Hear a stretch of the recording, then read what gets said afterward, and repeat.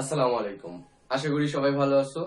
আজকে আমরা আলোচনা করব এসএসসি ফিজিক্স এর চ্যাপ্টার 3 এর 5th লেকচার নিয়ে। এই পর্যায়ে আজকের আলোচ্য বিষয় তোমাদের মূল বইয়ের বেশ কিছু সমস্যা নিয়ে। প্রথমত তোমার বইয়ের একটা সমস্যা আমি উঠিয়েছি। এখানে লেখা আছে 5 কেজি ভরের একটি স্থির বস্তুর উপর 100 নিউটন বল 10 সেকেন্ড পর্যন্ত প্রয়োগ করা হলো। প্রথম কোশ্চেনটা এই, বল প্রয়োগ করার কারণে ত্বরণ কত? চলো এটা সমাধান করি। এখন মনে করো এটা এ, এটার সমাধান আমাদের করতে হবে। এখন 5 কেজি ভরের সেই স্থির বস্তু, এটা যদি সেই বস্তুটি হয়, এই বস্তুটির ভর 5 কেজি। 5 কেজি ভরের এই বস্তুর উপর বল প্রয়োগ করা হচ্ছে 100 নিউটন। তাহলে 100 নিউটন বল প্রয়োগ করা হচ্ছে। তাহলে বস্তুটির ভর এখানে দেওয়া আছে, এখানে দেওয়া আছে কি, এখানে ভর m সমান সমান দেওয়া আছে 5 কেজি এবং বস্তুর বল F সমান সমান দেওয়া আছে 100 নিউটন। তাহলে তোমাকে বের করতে বলেছে ত্বরণ A সমান সমান কত?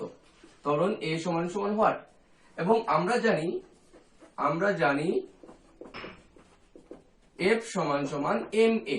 এই ক্ষেত্রে A সমান সমান F ডিভাইডেড বাই m, অর্থাৎ F এর মান যেহেতু 100 নিউটন ডিভাইডেড বাই এর মান এখানে m এর মান 5 কেজি, অতএব এর মান 20 মিটার পার সেকেন্ড স্কয়ার। খুব সহজ। তাহলে এই বস্তুটিকে যদি আমরা 100 নিউটন বল প্রয়োগ করি, বস্তুটি গতিশীল হবে এবং কেমন ত্বরণ নিয়ে গতিশীল হবে? এই যে 20 মিটার পার সেকেন্ড স্কয়ার, এই ত্বরণ নিয়ে বস্তুটি গতিশীল হবে। তাহলে প্রথম কোশ্চেনের অ্যান্সার তোমরা পারবা। তোমাকে 2 নম্বরটা বলা হয়েছে 10 সেকেন্ড পরে তার বেগ কত। এখন বস্তুটিকে কোশ্চেনে লিখেই দিল বস্তুটির উপর 10 সেকেন্ড বল প্রয়োগ করা হয়েছে। তাহলে 10 সেকেন্ড পরে তার বেগ হবে b সমান সমান, যে বস্তুটির 10 সেকেন্ড পর বেগ, 10 সেকেন্ড পর বেগ আমরা জানি, দেখো আমরা জানি বেগ v সমান সমান u প্লাস at। এক্ষেত্রে বস্তুটি যদি 10 সেকেন্ডে এতটুকু যায়, এই 10 সেকেন্ড সময় পর এই স্থানে বস্তুর বেগ কত? এই স্থানে বস্তুর বেগ v সমান হোয়াট? তবে আমরা জানি বস্তুটি যখন যাত্রা শুরু করেছিল তখন তার আদিবেগ u সমান ছিল 0 মিটার পার সেকেন্ড। স্থির অবস্থান থেকে বস্তু যাত্রা শুরু করেছে, অর্থাৎ আমরা লিখতে পারি v সমান সমান u প্লাস, এখানে তোমরা প্রত্যেকবার সাইড নোট দিয়ে অঙ্কগুলো করে ফেলতে পারো। এখানে u সমান সমান 0 মিটার পার সেকেন্ড, এখানে a সমান সমান আগে বের করে রেখেছো 20 মিটার পার সেকেন্ড স্কয়ার, আর এখানে আছে এই টাইম t সমান সমান 10 সেকেন্ড। তাহলে অ্যান্সার দাঁড়াবে a সমান 20 ইন্টু টাইম t সমান সমান 10 সমান 200 মিটার পার সেকেন্ড। তাহলে এটাও আমরা পারলাম যে 3 নম্বর প্রশ্ন হলো যে 20 সেকেন্ড পর বেগ কত। এখন যদি বলা হয় যে বস্তুটি 10 সেকেন্ডে এখানে গেছে এবং 20 সেকেন্ড পর বস্তুটি এখানে এসেছে, ধারণা হতে পারে যে এই ক্ষেত্রে এই জায়গায় বস্তুর বেগ হলো 200 মিটার পার সেকেন্ড। এবং তোমার মনে হতে পারে যেহেতু বস্তু আরো সামনে কিছু দূর চলে গেছে, আরো 10 সেকেন্ড পর, মানে প্রথম থেকে 20 সেকেন্ড পর বেগ কত, এমন একটা প্রশ্ন। তুমি সেই 20 সেকেন্ডে এই জায়গায় বেগ কত হোয়াট, সেটা তোমাকে বের করতে বলা হয়েছে। ধারণা হতে পারে বেগ বুঝি বাড়তে বাড়তে যাচ্ছে, কিন্তু তোমার প্রশ্নে উল্লেখ করা আছে যে বস্তুটির এই বল প্রয়োগ করা হয়েছে এই 10 সেকেন্ড পর্যন্ত, তারপরে কিন্তু আর বল প্রয়োগ করা হয়নি। বল যে অপসারণ করা হয়েছে তাও কিন্তু বলা হয়নি, অর্থাৎ এই ক্ষেত্রে বস্তুর বল প্রয়োগ করা হয়নি, তাই এই ক্ষেত্রে আর কিন্তু ত্বরণ নেই। F সমান সমান ma, এখানে যেহেতু F শূন্য তাই ত্বরণ এখানে শূন্য। অর্থাৎ বস্তুটি যদি বল প্রয়োগ করা না হয়, তোমরা সেই নিউটনের প্রথম সূত্র অনুযায়ী জানো যে বস্তু যে বেগে ছিল সেই বেগেই চলতে থাকবে। অর্থাৎ এই ক্ষেত্রে বস্তুর বল প্রয়োগ করা হয়েছিল, অর্থাৎ প্রথম 10 সেকেন্ড ত্বরণ ছিল মানে এই জায়গা থেকে এই জায়গা পর্যন্ত বস্তুর বেগ বাড়তে বাড়তে গেছিল। কিন্তু এই ক্ষেত্রে এই জায়গায় আসার পর আর বল প্রয়োগ করা হয়নি, অর্থাৎ এখানে যে বেগ ছিল সেই বেগ নিয়ে বস্তু চলতে থাকবে।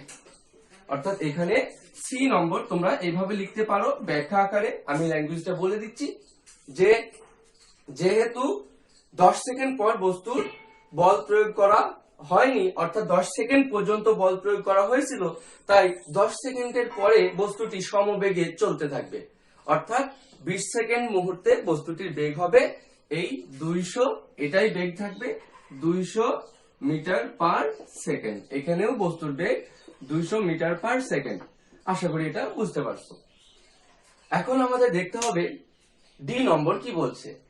20 সেকেন্ড সময়ে কত দূরত্ব অতিক্রম করবে। তো এই সমস্যাটা সমাধান করার জন্য আমাদের বের করতে হবে 20 সেকেন্ডে বস্তুটি কত দূরত্ব অতিক্রম করবে। তো বস্তুটা প্রথম থেকে মোট 20 সেকেন্ড কিন্তু সমবেগে যায়নি, আবার বস্তুটা এই পুরো 20 সেকেন্ড সময় সে ত্বরণ নিয়েও যায়নি। বস্তুটা কিভাবে গেছে তাহলে? এই ডি নম্বর এটা, বস্তুটা প্রথম 10 সেকেন্ড গেছে ত্বরণ নিয়ে, আর যেহেতু বস্তু ত্বরণ নিয়ে গেছে তাই এক্ষেত্রে অতিক্রান্ত দূরত্ব S1 আমরা বের করে নিতে পারি। তাহলে প্রথম আমরা এভাবে লিখতে পারি যে প্রথম 10 সেকেন্ড এর ক্ষেত্রে অতিক্রান্ত দূরত্ব প্রথম 10 সেকেন্ডের ক্ষেত্রে S1 সমান ut plus half into a t square. যেহেতু বস্তুটা ত্বরণ নিয়ে গেছে তাই ত্বরণের সূত্র আমরা অ্যাপ্লাই করব। এখানে u এর মান আমরা জানি 0, আর টাইম t এর মান 10 সেকেন্ড, এবং ত্বরণ a সমান সমান আগেই শিখে এসেছি ত্বরণ 20 metre per second square.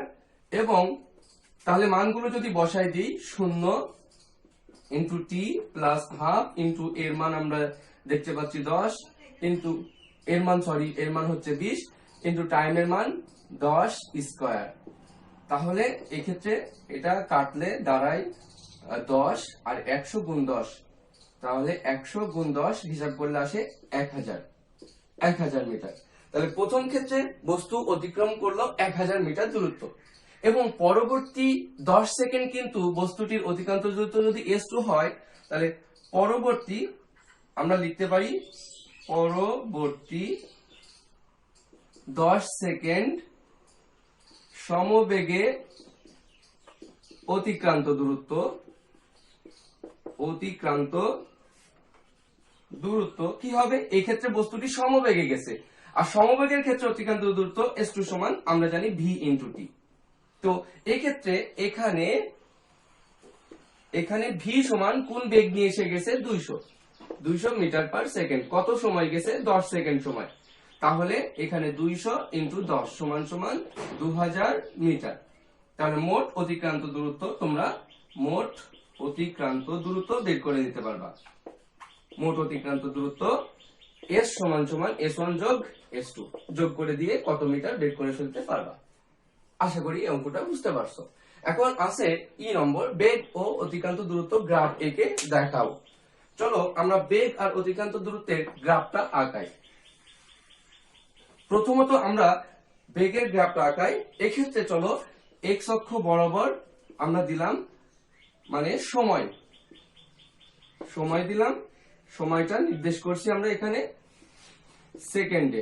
x অক্ষ বরাবর যে সময় দিচ্ছি সেটা সেকেন্ড এককে, এবং y অক্ষ বরাবর বেগ সেটা মিটার পার সেকেন্ড এককে। ওকে, দেখা যাচ্ছে প্রথম 10 সেকেন্ড বস্তুটির বেগ বৃদ্ধি পেতে পেতে গেছিল, কারণ ত্বরণে গেছে, অর্থাৎ সময়ের সাথে বেগ বৃদ্ধি পেতে পেতে গেছে, এবং সময়ের সাথে বেগ সমহারে বেগ বৃদ্ধি পেতে গেছে। তাই এই ক্ষেত্রে প্রথম 10 সেকেন্ড বস্তুটি গেছে ত্বরণ নিয়ে, এবং তার বেগের বৃদ্ধি বস্তুটি সমত্বরণে গেছে, অর্থাৎ বেগের বৃদ্ধি সমান হারে বৃদ্ধি পেয়েছে।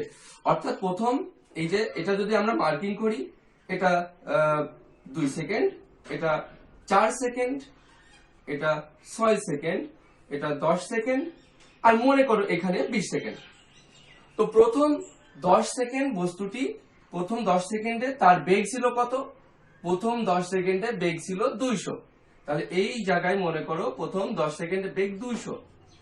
এখন এই জায়গায় পর্যন্ত 10 সেকেন্ড পর্যন্ত বস্তুটি এইভাবে সমবেগে গেছে, এবং পরবর্তী 10 সেকেন্ড বস্তুটি গেছে কি নিয়ে? সে সমবেগ নিয়ে, বেগের কোনো পরিবর্তন ঘটায়নি, তাহলে এই গ্রাফটি হবে দেখো এক্স অক্ষের সমান্তরাল রেখা, অর্থাৎ বেগের কোনো পরিবর্তন ঘটেনি। এটা বস্তুর বেগ বনাম সময় এর লেখচিত্র। এখন যদি দেখতে চাও যে বস্তুর অতিক্রান্ত দূরত্ব আগাতে হবে, তাহলে এক্স অক্ষ বরাবর দিলাম সময়, সেটা সেকেন্ড এককে, আর ওয়াই অক্ষ বরাবর দিলাম দূরত্ব, অতিক্রান্ত দূরত্ব, সেটা মিটার এককে। তাহলে আমরা জানি এস সমান, প্রথম ক্ষেত্রে যখন বস্তু ত্বরণ নিয়ে গেছে, ত্বরণের ক্ষেত্রে এই ত্বরণ যখন নিয়ে গেছে তখন অতিক্রান্ত দূরত্ব এস সমানুপাতিক টি স্কয়ার, অর্থাৎ সময়ের বর্গের সমানুপাতিক। এর দ্বারা দেখো তোমরা বুঝতে পারবা যে বস্তুটির যখন সময় ছিল 0 তখন বস্তুর অতিক্রান্ত দূরত্ব ছিল 0 মিটার। যখন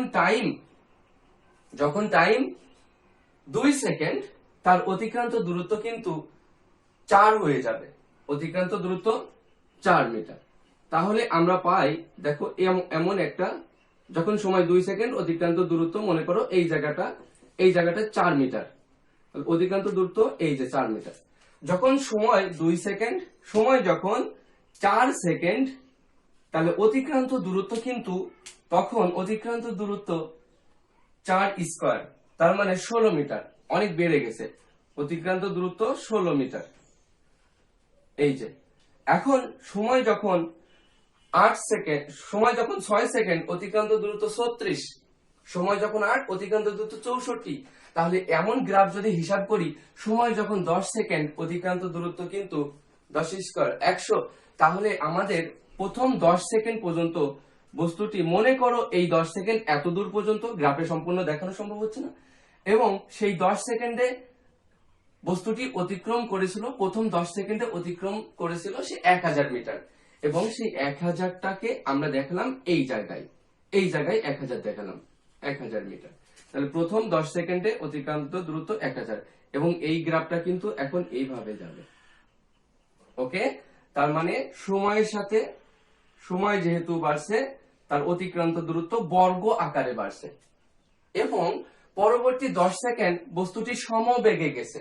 যখন বস্তু সমবেগে যায় তখন সমান সময়ে সমান দূরত্ব অতিক্রম করতে করতে যায়, এবং অতিক্রান্ত দূরত্বের গ্রাফটা এখন আসবে কেমন? অতিক্রান্ত দূরত্বের গ্রাফ হবে একদম একটা সরল রেখা।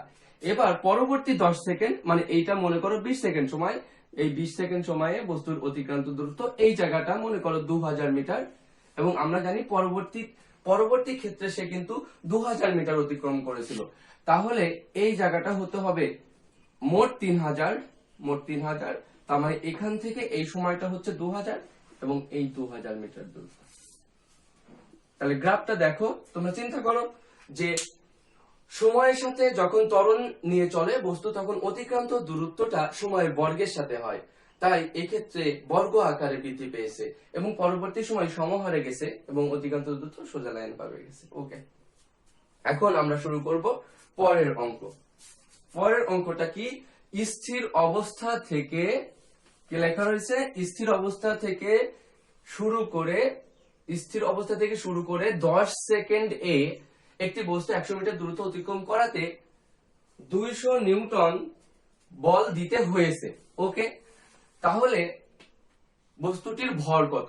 দেখো, একটা বস্তু এখানে আছে, বস্তুটির স্থির অবস্থানে ছিল ইউ সমান 0 মিটার পার সেকেন্ড ছিল, বস্তুটি স্থির থেকে বস্তুটি 10 সেকেন্ড সময়ে বস্তুটিকে 100 মিটার দূরত্ব, এটাই মনে করো 100 মিটার দূরত্ব গেছে, এবং এইটুকু নিয়ে যেতে বস্তুটির অবশ্যই বল দিতে হয়েছে, এবং সেই বলের মান তারা দেখাচ্ছে 200 নিউটন বল প্রয়োগ করা হয়েছে, মানে দিতে হয়েছে।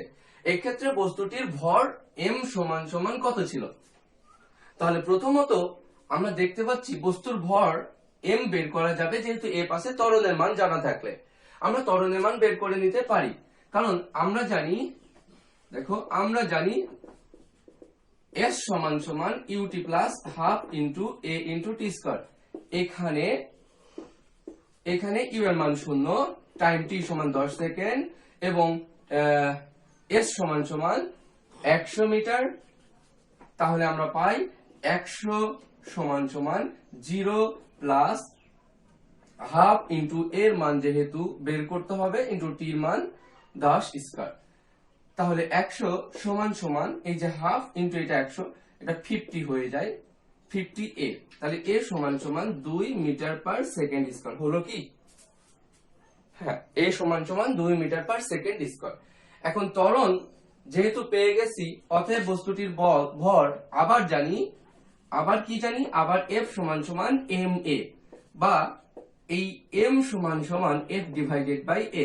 এখন এফ এর মান যদি বসিয়ে দিই আমরা, কত নিউটন? 200 নিউটন ডিভাইডেড বাই এর মান 2, তাহলে আমরা পেয়ে যাচ্ছি বস্তুটির ভর 100, বস্তুটির ভর এফ এর মান 200 নিউটন এবং এর মান 2, তাহলে বস্তুটির ভর